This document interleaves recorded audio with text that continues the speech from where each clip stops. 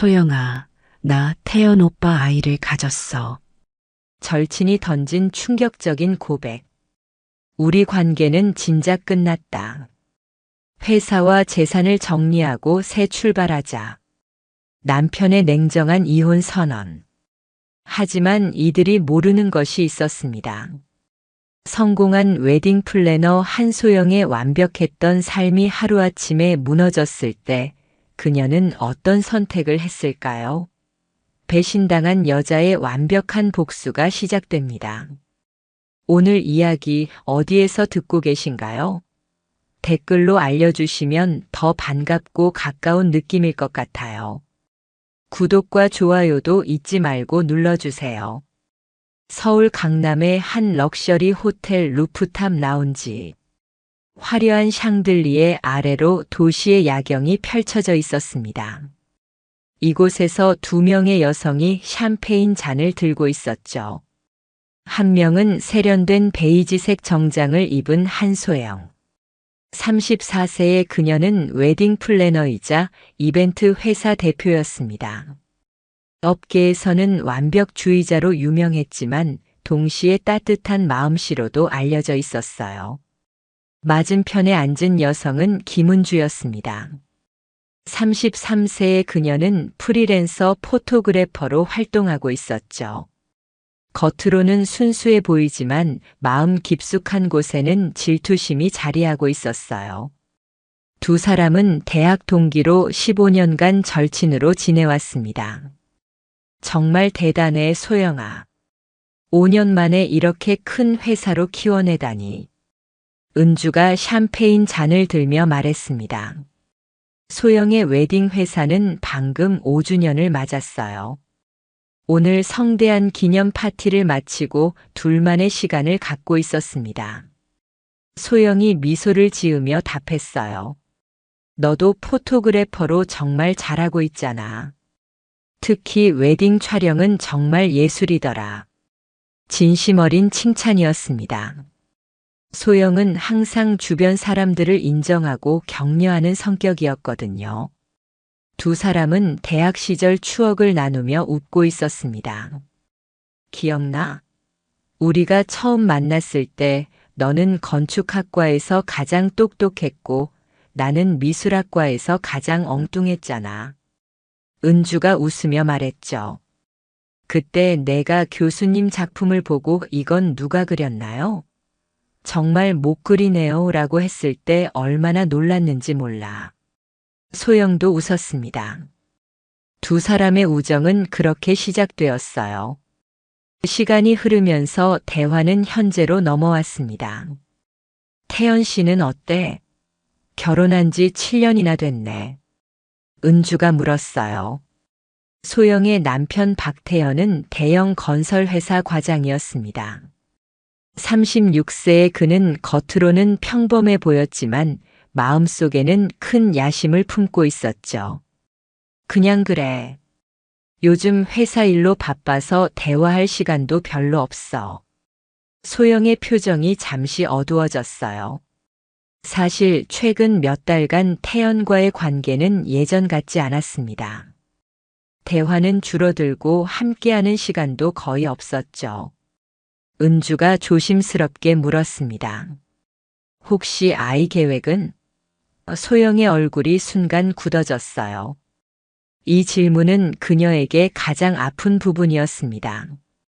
결혼 후 7년간 아이가 생기지 않았거든요. 병원에서는 특별한 문제를 찾지 못했지만 그래도 아이는 오지 않았습니다. 잘 모르겠어. 자연스럽게 되겠지. 소영이 억지로 웃으며 답했어요. 하지만 그녀의 마음은 복잡했습니다. 때로는 자신이 부족한 건 아닌지 자책하기도 했죠. 분위기를 바꾸기 위해 소영이 말했습니다. 너는 어때? 요즘 만나는 사람 있어? 은주는 잠시 머뭇거렸어요. 그녀의 표정에 무언가 복잡한 감정이 스쳤습니다. 사실, 은주가 말을 시작했다가 멈췄어요. 그리고 다시 입을 열었습니다. 소영아, 나 할 말이 있어. 갑자기 진지해진 목소리였죠. 소영이 궁금한 표정으로 바라봤습니다. 뭔데? 그렇게 심각하게 말하면 나도 긴장돼. 하지만 농담조로 말하면서도 마음 어딘가에서는 불안감이 스물스물 올라오고 있었어요. 은주가 깊게 숨을 들이쉬었습니다. 그녀의 손이 미세하게 떨리고 있었죠. 이걸 어떻게 말해야 할지 모르겠어. 정말 미안해, 소영아. 뭐가 미안한데? 빨리 말해봐. 소영의 목소리에도 약간의 긴장감이 묻어났습니다. 은주의 표정이 너무 심각했거든요. 마침내 은주가 입을 열었습니다. 소영아, 나 태연 오빠 아이를 가졌어.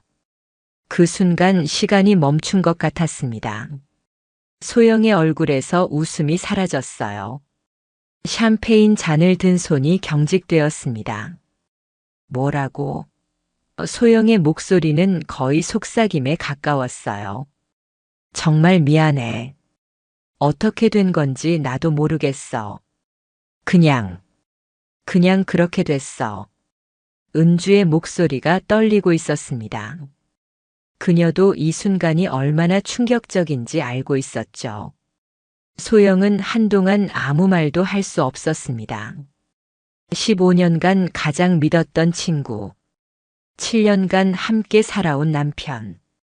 이 두 사람이 자신을 배신했다는 사실을 받아들일 수 없었어요. 언제부터? 소영의 목소리는 차가워졌습니다. 마치 얼음처럼 차갑고 날카로웠죠. 6개월 전부터야. 정말 미안해, 소영아. 나도 어떻게 이런 일이. 은주가 변명하려 했지만 소영이 손을 들어 막았습니다. 루프탑의 야경은 여전히 아름다웠습니다. 하지만 소영에게는 더 이상 아무 의미가 없었어요. 그녀의 완벽했던 세상이 하루아침에 무너지고 있었습니다. 15년 우정과 7년 결혼 생활이 동시에 배신당한 것이었죠. 소영은 천천히 일어났습니다. 나 먼저 갈게. 목소리는 평정을 유지하고 있었지만 내면은 거대한 폭풍이 휘몰아치고 있었어요. 그녀는 핸드백을 들고 루프탑을 떠났습니다. 뒤에서 은주가 소영아 하고 불렀지만 돌아보지 않았죠. 엘리베이터 안에서 소영은 거울에 비친 자신의 모습을 봤습니다. 겉으로는 여전히 우아하고 완벽해 보였어요. 하지만 눈빛만은 달랐습니다. 그 안에는 배신감과 분노 그리고 상실감이 모두 섞여 있었죠. 소영이 펜트하우스에 도착했을 때는 밤 11시가 넘어 있었습니다. 거실에는 불이 켜져 있었고 태연이 소파에 앉아 노트북으로 무언가를 보고 있었어요. 평소와 다름없는 모습이었지만 이제 소영의 눈에는 모든 것이 다르게 보였습니다. 일찍 왔네. 태연이 고개를 들며 말했어요. 목소리는 평상시와 같았습니다. 마치 아무 일도 일어나지 않은 것처럼 자연스러웠죠. 하지만 소영은 그 자연스러움이 오히려 더 섬뜩하게 느껴졌어요. 소영은 핸드백을 소파에 던지고 태연을 바라봤습니다. 은주를 만났어. 짧고 명확한 말이었죠. 태연의 표정에 순간적으로 긴장이 스쳤습니다. 하지만 금세 평온을 되찾았어요. 그래, 오랜만에 만났겠네. 여전히 자연스러운 목소리였습니다. 하지만 소영은 놓치지 않았어요. 태연의 손가락이 무의식적으로 노트북 키보드를 두드리고 있었습니다. 긴장했을 때 나타나는 그의 습관이었죠. 은주가 내 아이를 임신했다고 하던데. 소영이 직설적으로 말했습니다. 더 이상 돌려 말할 이유가 없었어요. 이미 모든 것이 끝났으니까요. 태연이 노트북을 덮었습니다. 그리고 소영을 똑바로 바라봤어요. 알았구나. 놀라거나 당황하는 기색이 없었습니다. 오히려 안도하는 것 같기도 했죠. 그게 다야? 알았다고. 소영의 목소리가 높아졌습니다. 7년간 결혼 생활을 함께한 남편의 반응이라고는 믿을 수 없었어요. 태연이 한숨을 쉬었습니다. 소영아, 우리 솔직해지자. 우리 관계가 언제부터 틀어졌는지 너도 알잖아. 그의 목소리에는 피로감이 묻어 있었어요. 하지만 미안함은 찾아볼 수 없었습니다. 틀어졌다고? 그래서 바람을 피운 거야? 소영이 따졌습니다. 하지만 태연은 오히려 더 당당해졌어요. 바람이라고 하기에는 우리 관계는 이미 끝났어. 너도 느꼈을 거야. 최근 몇 년간 우리가 얼마나 소원했는지. 태연의 말에는 일리가 있었습니다. 실제로 두 사람의 관계는 예전 같지 않았거든요. 하지만 그렇다고 해서 불륜을 정당화할 수는 없었습니다. 그렇다면 먼저 이야기를 했어야지. 뒤에서 몰래 바람 피우는 게 맞아? 태연이 일어섰습니다. 그리고 소영에게 다가갔어요. 미안해. 정말 미안하다고 생각해. 하지만 이제 와서 후회해봐야 소용없잖아. 우리 현실적으로 생각해보자. 현실적이라고. 소영이 의아한 표정을 지었습니다. 회사와 재산을 정리하고 새 출발하자. 서로에게 좋을 것 같아. 태연의 목소리가 갑자기 사업적으로 변했습니다. 마치 계약서를 읽는 것 같았어요. 소영은 그 순간 깨달았습니다. 이것은 단순한 불륜이 아니었어요. 태연의 진짜 목적이 따로 있었습니다. 너, 처음부터 이럴 생각이었구나. 무슨 소리야? 태연이 당황한 기색을 보였습니다. 하지만 이미 늦었어요. 소영은 모든 것을 눈치챘습니다. 회사와 재산을 나누자고. 갑자기 왜? 소영의 목소리에는 차가운 분노가 담겨 있었어요. 태연이 변명하려 했지만 소영이 막았습니다. 그만해. 더 이상 듣고 싶지 않아. 소영은 돌아서서 방으로 향했습니다. 소영아. 태연이 불렀지만 소영은 방문을 닫았어요. 그리고는 침대에 앉아 모든 상황을 정리하기 시작했습니다. 한편 거실에 혼자 남은 태연은 핸드폰을 꺼냈습니다. 그리고 누군가에게 전화를 걸었어요. 몇 번의 신호음 후에 상대방이 받았습니다. 최 부장님 저예요. 태연의 목소리였습니다. 전화 상대는 최진우 부장이었어요. 40세의 그는 태연의 상사이면서 동시에 이번 일의 핵심 인물이었습니다. 어떻게 됐어? 최진우의 목소리가 들렸습니다. 계획대로 진행되고 있어요. 소영이 알았어요. 태연이 답했습니다. 좋아. 그럼 이제 본격적으로 시작하는 거네.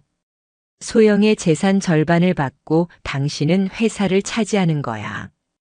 최진우의 목소리에는 욕심이 가득했어요. 정말 가능할까요? 소영이 순순히 응할까요? 태연이 걱정스럽게 물었습니다. 응해야지. 다른 선택이 있나? 은주가 아이까지 가졌는데. 최진우가 냉정하게 답했어요. 그들은 이미 모든 것을 계획해 놓았습니다. 사실 이 모든 일은 6개월 전부터 시작되었어요. 최진우는 소영의 웨딩 회사가 업계에서 1위를 차지하는 것을 보고 탐이 났습니다. 그 회사를 자신의 것으로 만들고 싶었죠. 하지만 직접적인 방법으로는 불가능했어요. 그래서 생각해낸 것이 태연을 이용하는 것이었습니다. 태연의 야심을 자극해서 소영을 배신하게 만든 것이죠. 그리고 은주까지 끌어들여서 더욱 확실한 증거를 만들었어요. 은주는 어떻게 할 거예요? 태연이 물었습니다. 당분간은 조용히 있어야지. 아이가 태어날 때까지는 최진우의 계산적인 대답이었습니다. 그들에게 은주는 단지 도구일 뿐이었어요. 전화를 끄는 태연은 소파에 다시 앉았습니다. 그의 마음은 복잡했어요. 7년간 함께 살아온 소영에 대한 미안함도 있었지만 동시에 새로운 시작에 대한 기대감도 있었습니다. 하지만 태연은 몰랐습니다.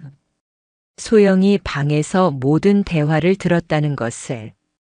방문 틈으로 새어나온 대화 소리를 소영은 한마디도 놓치지 않고 들었어요. 그리고 모든 것을 녹음했습니다. 소영은 침대에 앉아 핸드폰을 내려다봤습니다. 방금 녹음된 파일이 저장되어 있었어요. 계획대로 진행되고 있어요. 소영의 재산 절반을 받고 당신은 회사를 차지하는 거야. 최진우의 목소리가 선명하게 들렸습니다. 이제 소영은 확신했습니다. 이것은 단순한 불륜이 아니었어요. 치밀하게 계획된 음모였습니다. 자신의 회사와 재산을 노린 탐욕스러운 계획이었죠. 그리고 은주도 그 계획의 일부였습니다. 다음 날 아침 소영은 평소보다 일찍 일어났습니다. 밤새 잠을 제대로 이루지 못했어요. 머릿속에는 어제 있었던 일들이 계속 맴돌고 있었습니다. 태연은 이미 출근한 후였고 집안은 조용했어요. 소영은 샤워를 하고 정장을 입었습니다. 오늘은 중요한 일이 있었거든요. 변호사를 만나러 가야 했어요. 어떤 상황에서든 법적인 조치를 알아보는 것이 먼저였습니다. 오전 10시 소영은 강남의 한법무법인에 도착했습니다.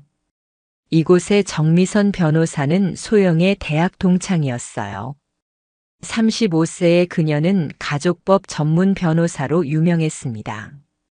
소영아, 오랜만이야. 미선이 반갑게 맞아줬습니다. 하지만 소영의 표정을 보자 금세 심각해졌어요. 무슨 일이야? 표정이 안 좋은데. 소영이 어제 있었던 일을 자세히 설명했습니다. 은주의 고백, 태연의 반응, 그리고 밤에 들은 전화 대화까지 모든 것을 털어놓았어요. 미선은 놀란 표정으로 듣고 있었습니다. 정말 믿을 수 없어. 태연 씨가 그런 사람이었다니. 미선이 고개를 저었습니다. 그런데 녹음 파일이 있다면 증거로 쓸 수 있어. 이혼 절차는 어떻게 되는 거야? 소영이 물었습니다. 재산 분할이 문제가 될 것 같은데 혹시 재산 현황을 정확히 알고 있어? 미선이 노트북을 켜며 물었어요. 소영이 가지고 온 서류들을 꺼냈습니다. 회사 등기부등본, 부동산 등기부등본, 예금 통장 사본 등이었어요. 미선이 서류들을 하나씩 살펴보더니 갑자기 놀란 표정을 지었습니다. 소영아, 이거 확실해? 미선이 등기부등본을 가리키며 물었어요. 뭐가? 소영이 궁금해했습니다. 집이랑 회사 그리고 모든 예금이 다 내 단독 명의로 되어 있네. 미선의 목소리에는 놀라움이 가득했어요. 소영도 놀랐습니다. 그럴 리가 없는데. 결혼 후에 산 거니까 공동 명의일 텐데. 미선이 자세히 살펴보더니 설명했습니다. 3년 전에 모든 자산을 내 단독 명의로 이전했네. 이 계약서에 따르면 영구 이전이야. 취소가 불가능해. 그런 적이 있나? 소영이 기억을 떠올려 봤습니다. 그러다가 문득 생각이 났어요. 3년 전에 회사 확장하면서 대출받을 때 담보 문제로 자산 정리를 했었지. 맞아. 그때 세무사가 절세 목적으로 추천했을 거야. 하지만 이 계약서는 일반적인 것과 달라. 거의 증여 수준이네. 미선이 계약서를 자세히 읽어봤어요. 소영은 그때 일이 기억났습니다. 아버지가 전직 판사였는데 그때 따라 사업하는 사람은 항상 최악의 상황을 대비해야 한다고 말씀하셨었어요. 그래서 모든 자산을 소영 명의로 완전히 이전한 것이었습니다. 그럼 태연 씨는 재산 분할을 요구할 수 없다는 뜻이야? 소영이 물었습니다. 법적으로는 그래. 혼인 중에 취득한 재산이라도 이미 내 단독 소유로 확정된 상태야. 미선이 확신에 찬 목소리로 답했어요. 소영은 안도의 한숨을 쉬었습니다. 하지만 동시에 의문이 들었어요. 그런데 태연이 그걸 모를 리가 없는데 왜 재산 분할을 이야기한 거지? 아마 잘 모르고 있거나 아니면 다른 방법을 생각하고 있을 수도 있어. 미선이 걱정스러운 표정을 지었습니다. 그때 소영의 핸드폰이 울렸습니다.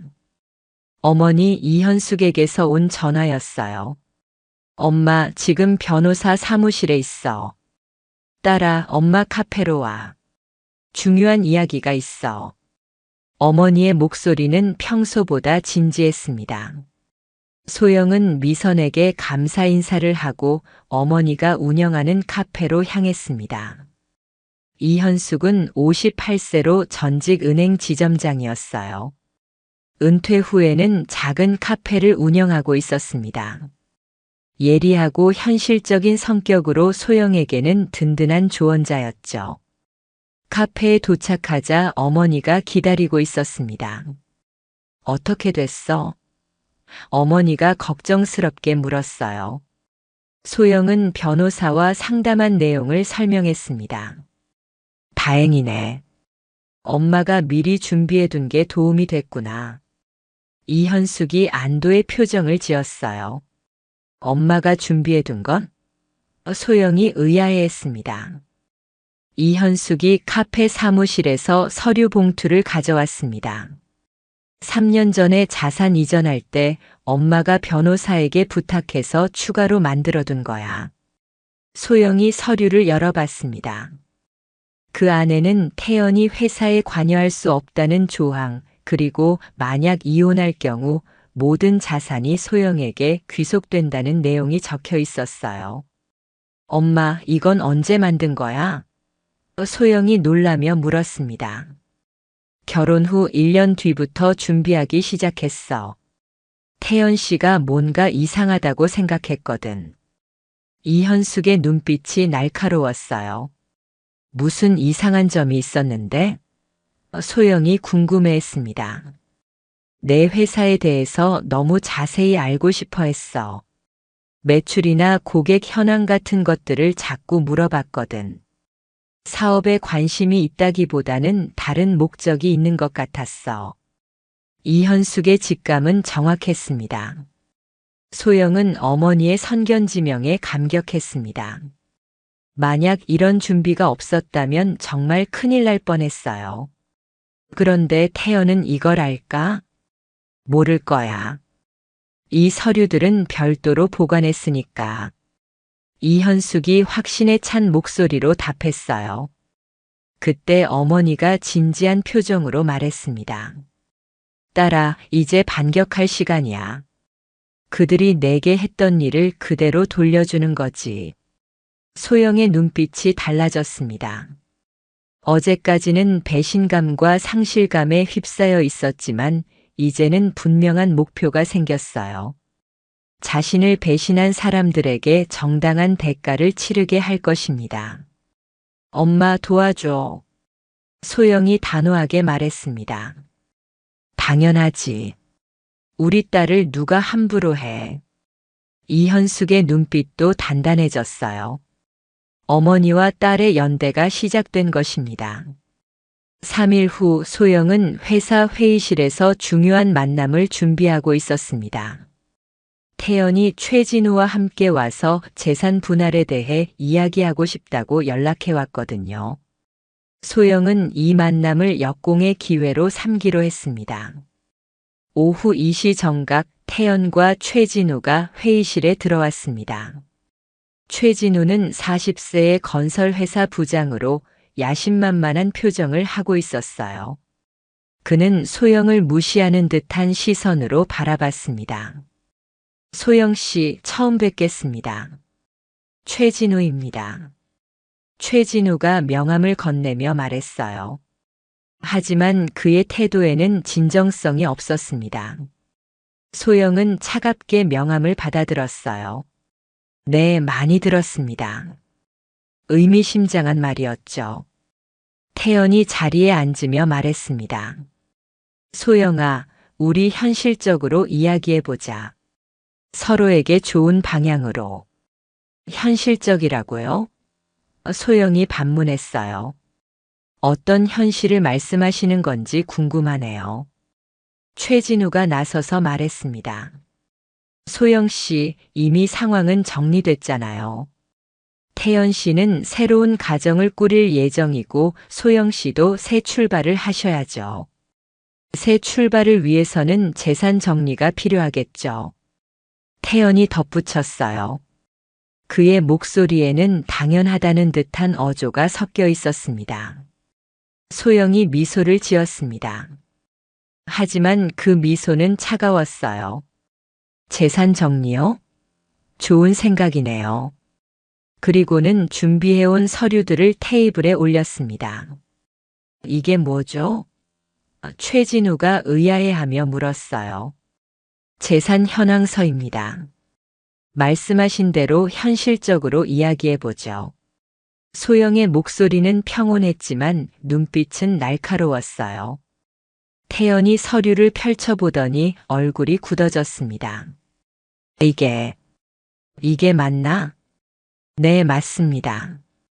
집도 회사도 모든 예금도 제 단독 명의예요. 3년 전에 완전히 이전됐거든요. 소영이 침착하게 설명했습니다. 최진우의 얼굴이 일그러졌어요. 그럴 리가 없어요. 혼인 중에 취득한 재산은 공동 재산이잖아요. 일반적으로는 그렇죠. 하지만 이미 법적으로 완전히 이전된 상태라면 다릅니다. 소영이 차분히 답했어요. 그때 태연이 흥분하며 말했습니다. 소영아, 이건 너무하잖아. 내가 7년간 함께 살면서 회사 일도 도와줬는데. 도와줬다고요? 소영의 목소리가 높아졌습니다. 언제 도와주셨는지 기억이 안 나네요. 오히려 제 회사 정보를 빼가려고 하신 것 같은데. 최진우가 당황한 표정을 지었어요. 무슨 말씀이세요? 소영이 핸드폰을 꺼내서 녹음 파일을 재생했습니다. 계획대로 진행되고 있어요. 소영의 재산 절반을 받고 당신은 회사를 차지하는 거야. 최진우의 목소리가 선명하게 들렸어요. 회의실이 순간 조용해졌습니다. 태연과 최진우의 얼굴이 창백해졌어요. 에이, 이건 어떻게? 태연이 말을 더듬었습니다. 3일 전밤에 하신 통화예요. 모두 녹음되어 있습니다. 소영이 냉정하게 말했어요. 바로 그때 회의실 문이 열리고 은주가 들어왔습니다. 그녀의 얼굴은 눈물로 얼룩져 있었어요. 소영아, 미안해. 정말 미안해. 태연이 놀라며 일어났습니다. 은주야, 왜 여기 와? 하지만 은주는 태연을 보지 않고 소영에게만 시선을 고정했어요. 나 모든 걸 털어놓을게. 더 이상 숨길 수 없어. 은주가 가지고 온 핸드폰에서 녹음 파일들이 재생되기 시작했습니다. 최진우가 은주에게 어떻게 접근했는지, 어떤 방식으로 소영을 배신하도록 사주했는지 모든 것이 담겨 있었어요. 처음에는 단순히 태연 씨와 소영 씨 사이를 벌려놓으라고 했어. 그런데 나도 모르게 정말 태연 씨를 좋아하게 됐고, 은주의 목소리가 떨렸습니다. 최진우가 벌떡 일어나며 소리쳤어요. 너 지금 뭐 하는 거야? 최 부장님이 말씀하셨잖아요. 소영이 회사를 포기하게 만들면 큰 돈을 주겠다고. 그래서 태연 씨를 이용해서 소영이를 무너뜨리자고. 은주가 모든 것을 폭로했습니다. 태연이 충격을 받은 표정으로 최진우를 바라봤어요. 최 부장님, 이게 무슨 말이에요? 재산이 없으면 너도 아이도 필요 없어. 최진우가 태연에게 차가운 말을 던졌습니다. 그제서야 태연은 자신이 단순한 도구였다는 것을 깨달았어요. 소영이 일어서서 말했습니다. 이제 진짜 현실적으로 이야기해 볼까요? 두 분은 사업 방해와 기업 기밀 유출 혐의로 고발될 예정입니다. 최진우의 얼굴이 일그러졌어요. 증거가 뭐가 있다고? 녹음 파일들, 은주 씨의 증언, 그리고 최 부장님이 저희 회사 고객들에게 보낸 이메일들까지. 충분한 증거가 있어요. 소영이 차분히 답했습니다. 태연이 절망적인 표정으로 소영을 바라봤어요. 소영아, 우리가 7년간 함께 살았는데 그 7년이 있었기 때문에 더 배신감이 큰 거예요. 소영의 목소리에는 깊은 상처가 묻어 있었습니다. 은주가 다시 입을 열었어요. 소영아, 나도 처벌받을 각오는 됐어. 하지만 한 가지만 말하고 싶어. 나는 정말 태연 씨를 사랑했어. 계획적으로 시작했지만 진심이 됐다고. 소영이 은주를 바라봤습니다. 15년 우정의 무게가 마음을 짓눌렀어요. 하지만 배신은 배신이었습니다. 최진우가 마지막으로 위협을 시도했어요. 소영 씨, 이렇게 나오면 당신도 좋을 게 없을 거예요. 오히려 좋을 것 같은데요.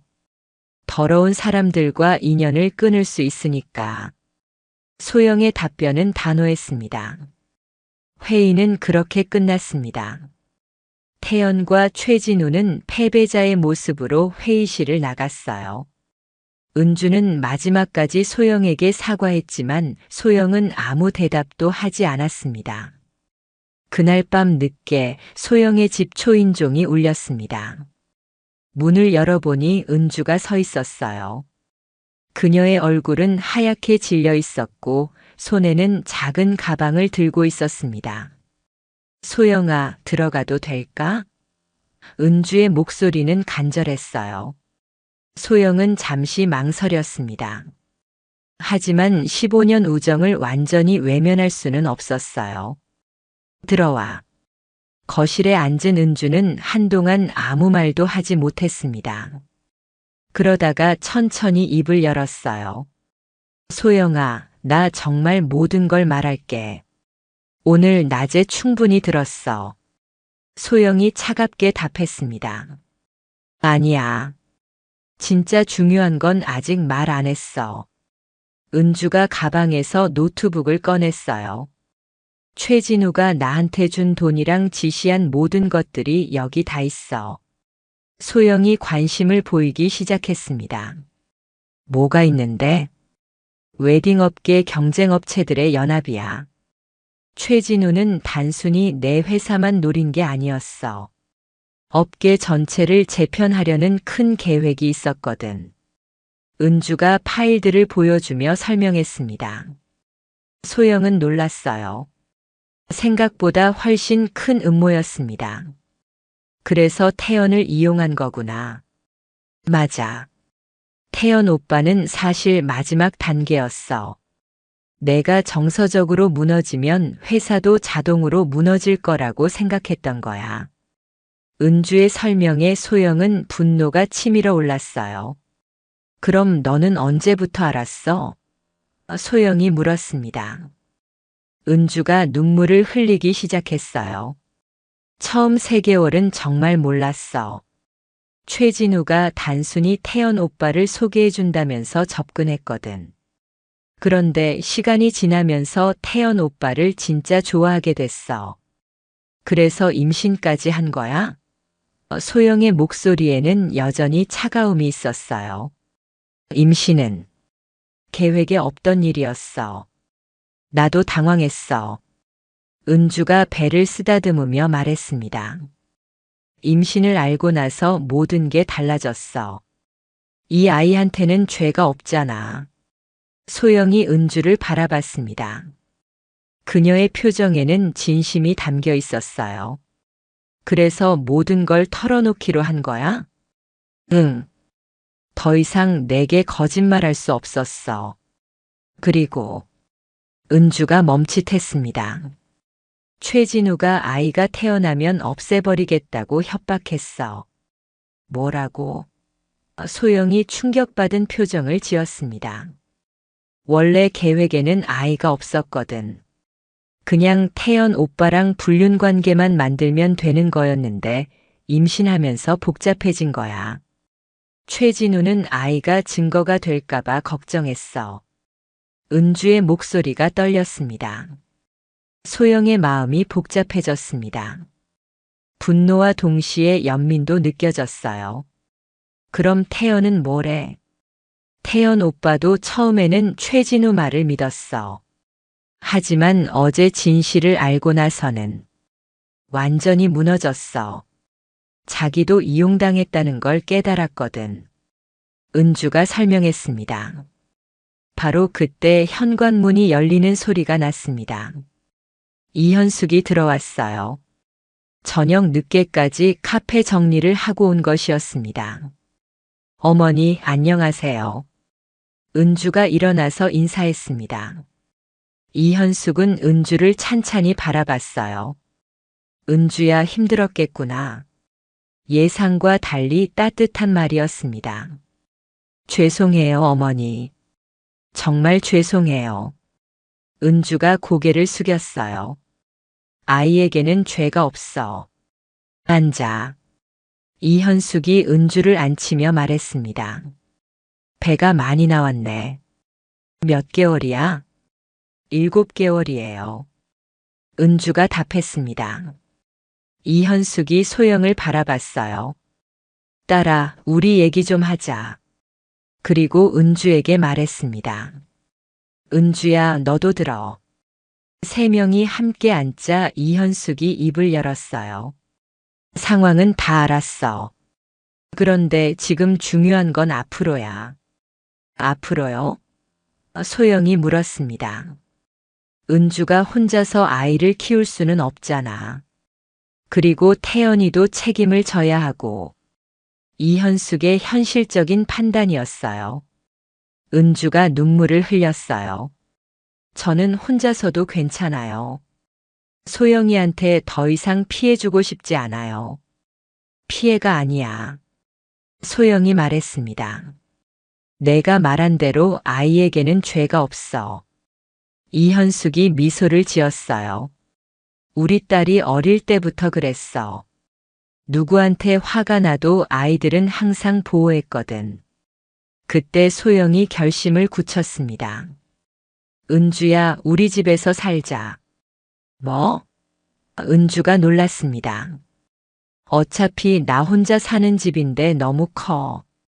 그리고 임신 중에는 혼자 있으면 위험해. 소영의 제안이었어요. 이현숙이 고개를 끄덕였습니다. 좋은 생각이야. 내가 돌봐줄 수도 있고. 하지만 소영아. 은주가 망설였습니다. 조건이 있어. 소영이 단호하게 말했습니다. 최진우와 태연을 완전히 무너뜨리는데 도와줘야 해. 그리고 아이는 우리 모두가 함께 키우는 거야. 은주의 눈에서 눈물이 흘렀습니다. 소영아, 고마워. 정말 고마워. 울지 마. 이제부터는 우리가 가족이야. 소영이 은주의 손을 잡으며 말했습니다. 이현숙이 두 사람을 바라보며 흐뭇해했어요. 그럼 이제 진짜 전쟁을 시작하는 거네. 바로 그때 은주가 갑자기 아픈 표정을 지었습니다. 아, 아파. 어디가 아파? 소영이 걱정스럽게 물었습니다. 배가. 아기가. 은주가 배를 잡고 있었어요. 이현숙이 재빨리 119에 전화했습니다. 응급실로 가자. 병원으로 가는 길에서 소영은 은주의 손을 꽉 잡고 있었어요. 괜찮을 거야. 우리가 다 함께 있으니까. 은주가 고통 중에서도 소영을 바라봤습니다. 소영아, 만약 내가 죽으면 아이 좀. 바보야, 죽는 소리 하지 마. 소영이 단호하게 말했습니다. 우리 모두 함께 살 거야. 병원에 도착해서 응급처치를 받은 은주는 다행히 안정을 되찾았어요. 의사는 스트레스로 인한 일시적 증상이라고 했습니다. 앞으로 2개월간은 절대 안정이 필요해요. 의사가 당부했습니다. 그날 밤 병실에서 은주가 소영에게 말했어요. 소영아, 나 정말 다시 태어나고 싶어. 너한테 한 짓을 생각하면. 이제 그만해. 앞으로만 보자. 소영이 은주의 이마를 쓰다듬으며 말했습니다. 이현숙이 병실 문을 열고 들어왔어요. 딸아, 집에 가서 쉬어. 내가 여기 있을게. 엄마도 피곤하실 텐데. 소영이 걱정했습니다. 괜찮아. 곧 할머니가 될 사람인데 이 정도는 해야지. 이현숙이 웃으며 말했습니다. 소영이 집으로 돌아가면서 생각했습니다. 어제까지만 해도 모든 걸 잃었다고 생각했는데 오늘은 새로운 가족을 얻었어요. 그리고 더 강한 동기도 생겼습니다. 이제 정말로 완벽한 복수를 위한 준비를 시작할 때였어요. 2주일 후 서울중앙지법 대법정에는 긴장감이 흘렀습니다. 소영과 변호사 미선이 원고석에 앉아 있었고 맞은편에는 태연과 최진우가 각각의 변호사와 함께 앉아 있었어요. 방청석에는 이현숙과 은주도 자리하고 있었습니다. 사업방해 및 기업기밀 유출 사건을 시작하겠습니다. 판사가 선언했어요. 미선 변호사가 일어나서 첫 번째 증거를 제시했습니다. 재판장님, 피고인들이 원고의 회사를 노리고 치밀하게 계획한 증거들을 제출합니다. 녹음 파일들과 이메일 기록들이 법정에 공개되었어요. 최진우의 변호사가 반박했습니다. 단순한 개인적 감정 다툼으로 보입니다. 회사 업무상 접촉이 있었을 뿐입니다. 하지만 미선은 더 결정적인 증거들을 제시했어요. 이 서버 접속 기록을 봐주십시오. 최진우 피고인이 무단으로 접근한 날짜와 시간이 명확히 기록되어 있습니다. 법정 스크린에 증거가 떴어요. 특히 소영 대표가 해외 출장 중이던 시기에 집중적으로 기밀 파일에 접근했습니다. 태연은 고개를 숙인 채 앉아 있었어요. 그의 표정에는 후회와 절망이 가득했습니다. 최진우는 여전히 당당한 표정을 지으려 했지만 점점 불리해지는 상황의 초조함을 감추지 못했어요. 마지막 증인으로 김은주 씨를 부르겠습니다. 판사가 말했습니다. 은주가 증인석에 서는 순간 법정의 모든 시선이 그녀에게 집중되었어요. 임신 9개월 차인 은주는 배가 불러 걷기도 힘들어 보였습니다. 하지만 그녀의 눈빛은 결연했어요. 저는 최진우 피고인의 제안으로 이 계획에 참여하게 되었습니다. 은주가 떨리는 목소리로 시작했어요. 처음에는 금전적 대가를 약속받았지만 나중에는 진심으로 태연 씨를 사랑하게 되었습니다. 은주는 잠시 말을 멈추고 숨을 고르더니 계속했습니다. 최진우 피고인은 소영의 회사를 차지하기 위한 구체적인 계획을 세웠습니다. 제가 태연 씨를 유혹해 이혼 사유를 만들고 재산 분할을 통해 회사를 장악하려 했던 것입니다. 태연이 자리에서 일어나려 했지만 판사가 제지했어요. 피고인은 자리에 앉아 주십시오. 은주의 증언이 계속되었습니다. 최진우 피고인은 제게 5천만 원을 약속했습니다. 하지만 계획이 실패하자 태연 씨는 저와 아이를 버렸습니다. 재산이 없으면 너도 아이도 필요 없다고 말했어요. 바로 그때 은주의 표정이 갑자기 일그러졌습니다.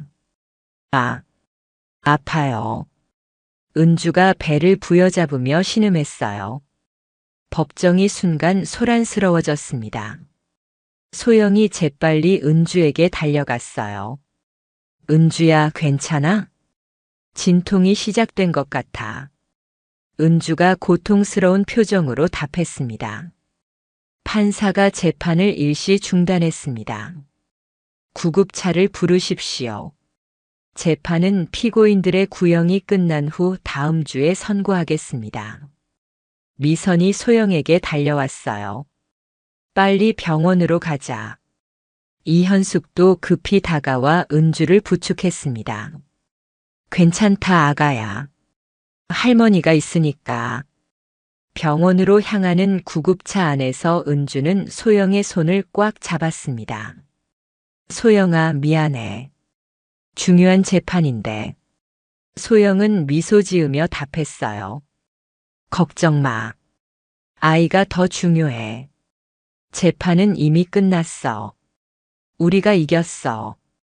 은주는 고통 속에서도 미소 지었습니다. 정말? 응. 이제 정말 새로운 시작이야. 소영이 은주의 이마를 쓰다듬었어요. 병원에 도착한 은주는 바로 분만실로 옮겨졌습니다. 소영과 이현숙은 대기실에서 초조하게 기다렸어요. 어머니, 은주가 괜찮을까요? 소영이 걱정스럽게 물었습니다. 이현숙이 소영의 손을 잡았어요. 괜찮을 거야. 우리 딸이 곁에 있으니까. 6시간의 고통스러운 진통 끝에 드디어 아기의 울음소리가 들렸습니다. 의사가 환한 미소를 지으며 나왔어요. 축하합니다. 건강한 남자아이입니다. 어머니도 아기도 모두 건강합니다. 소영이 가장 먼저 분만실로 들어갔습니다. 은주는 작은 아기를 품에 안고 있었어요. 땀에 젖은 얼굴이지만 행복한 미소를 짓고 있었습니다. 소영아, 이리 와서 봐. 은주가 말했어요. 소영은 떨리는 마음으로 아기에게 다가갔습니다. 보드라운 머리카락에 작은 손가락을 가진 아기는 천사처럼 자고 있었어요. 너무 예뻐. 소영이 감동에 젖은 목소리로 말했습니다. 은주가 미소 지으며 물었어요. 이름은 뭐라고 지을까? 소영은 잠시 생각하다가 답했습니다. 소영이는 어때? 너와 내 이름을 합친 거야. 은주의 눈에 눈물이 고였어요.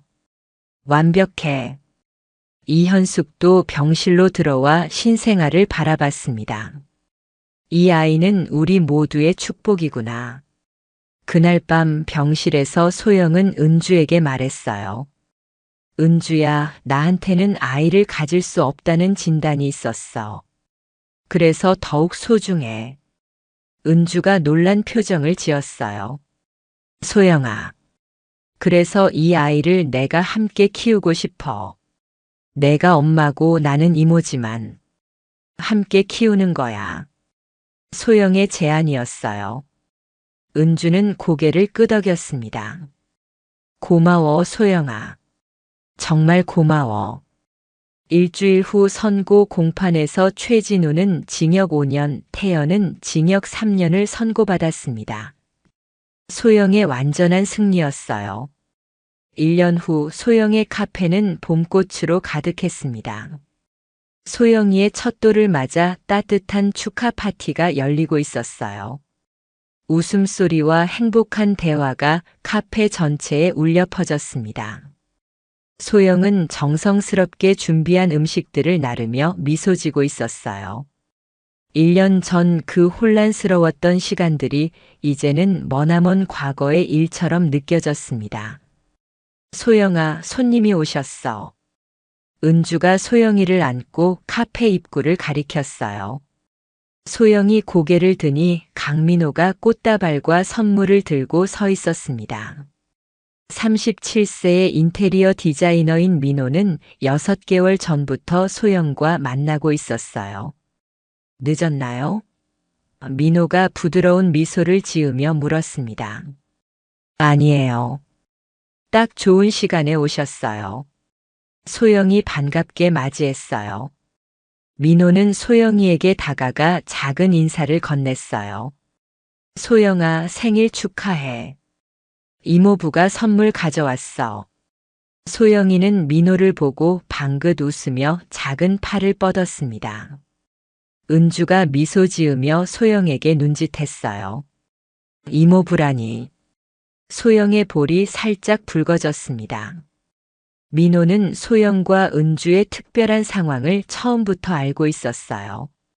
소영이 새롭게 시작한 카페의 인테리어를 담당하면서 만났는데 소영의 솔직한 설명을 모두 받아들였습니다. 소영이가 벌써 이렇게 컸네요. 민호가 감탄했어요. 매일 보는데도 놀랍게 잘하는 것 같아요. 이현숙이 케이크를 들고 들어왔습니다. 민호야, 어서 와. 우리 손자 첫돌인데 빠질 수 없지. 미선도 선물 상자를 들고 나타났어요. 축하해, 소영아. 우리 조카 첫 생일이네. 첫돌 잔치는 화기애애하게 진행되었어요. 소영이는 돌잡이에서 연필을 집어 모두를 웃게 만들었습니다. 역시 우리 소영이는 엄마와 이모처럼 똑똑하겠구나. 이현숙이 흐뭇한 표정으로 말했어요. 케이크를 자르고 선물을 푼 후 소영은 조용히 은주를 불러 사무실로 들어갔습니다. 은주야, 줄 것이 있어. 소영이 서류 봉투를 건넸어요. 은주가 의아한 표정으로 봉투를 열었습니다. 이게 뭐야? 소영이 미소 지으며 설명했어요. 가족 신탁이야. 소영이의 미래를 위한 거야. 내 자산의 일부를 소영이 명의로 해뒀어. 대학 학자금부터 성인이 됐을 때 필요한 자금까지. 은주의 눈에 눈물이 고였어요. 소영아, 이럴 필요 없는데. 필요 있어. 소영이는 내 조카이자 딸이나 다름없으니까. 그리고 소영이 잠깐 망설였어요. 내 인생이 더 풍요로워졌어. 은주가 감동한 표정으로 소영을 끌어안았습니다. 고마워. 정말 고마워. 두 사람이 다시 카페로 나오자 손님들이 모두 모여 있었어요. 민호가 앞으로 나서서 마이크를 잡았습니다. 잠깐만요. 모두 주목해 주세요. 민호의 목소리가 카페에 울려 퍼졌어요. 소영이 의아한 표정으로 민호를 바라봤습니다. 민호는 주머니에서 작은 상자를 꺼냈어요. 소영 씨, 당신과 은주 씨, 그리고 소영이와 함께 가족이 되고 싶습니다. 결혼해 주시겠어요? 민호가 무릎을 꿇으며 말했어요. 카페가 순간 조용해졌습니다.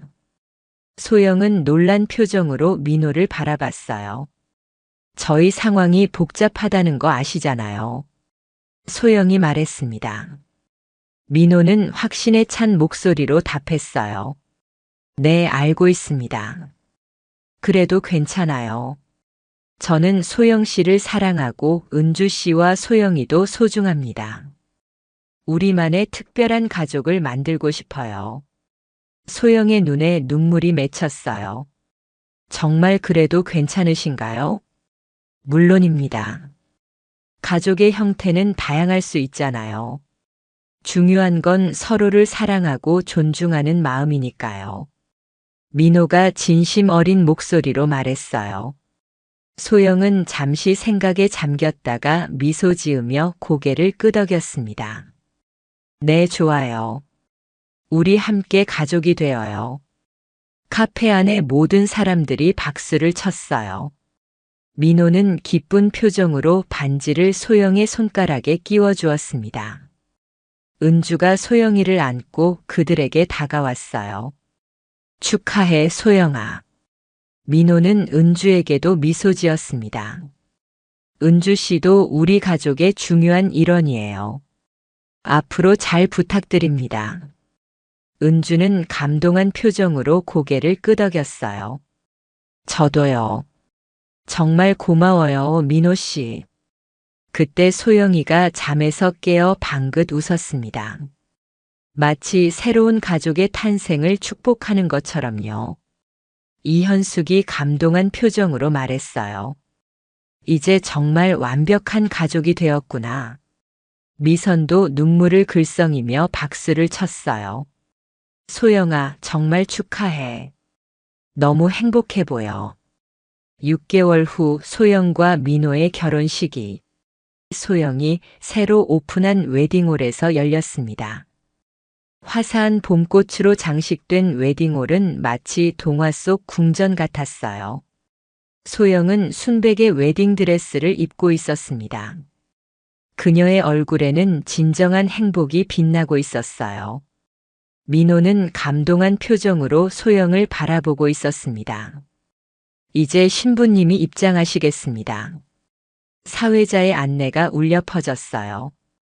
이현숙이 소영의 팔을 끼고 함께 걸었습니다. 버질로드 양쪽에는 소영의 성공을 축하하는 하객들이 가득했어요. 업계 최고의 인사들이 모두 참석했습니다. 은주는 소영이를 안고 앞자리에 앉아 있었어요. 18개월이 된 소영이는 예쁜 드레스를 입고 손뼉을 치며 웃고 있었습니다. 정말 아름다워. 미선이 감탄하며 말했어요. 결혼식이 진행되는 동안 소영은 1년 반 전을 떠올렸습니다. 그때의 배신과 상처들이 이제는 모두 축복으로 바뀌었어요.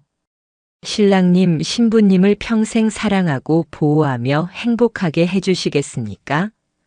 주례가 물었습니다. 네, 그렇게 하겠습니다. 민호가 확신에 찬 목소리로 답했어요.